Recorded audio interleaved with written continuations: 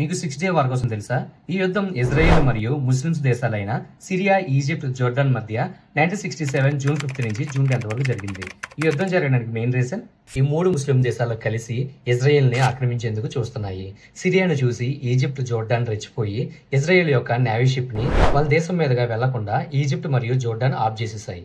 ఇది చూసిన Israel June 5న Egypt పై surgical strike చేసి వాళ్ళ ఎయిర్ ఫోర్స్ ను మొత్తం నాశనం చేసి సీనాయి పెనుసులా మరియు గాజాని ఆక్రమించేసుకుంది. తర్వాత జూన్ 6 నుంచి జూన్ 8 వరకు జోర్డాన్ పై స్ట్రైక్స్ చేసి ఈస్ట్ జెరూసలేం అండ్ వెస్ట్ బ్యాంకులను ఆక్రమించేసుకుంది.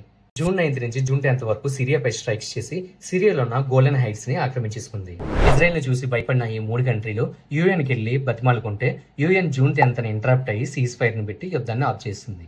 ఇలా 6 డే వార్ అని జరగడం వల్ల దీనికి 6 డే వార్ అని పెట్టారు. కానీ ఇప్పటికీ ఇజ్రాయెల్ అండ్ సిరియా మధ్య ఈ ఆక్రమించుకున్న భూములపైన యుద్ధం అనేది జరుగుతుంది. ఇలాంటి వీడియోస్ కోసం ఇప్పుడే వీడియోని లైక్ చేయండి, ఛానల్ ని ఫాలో చేయండి.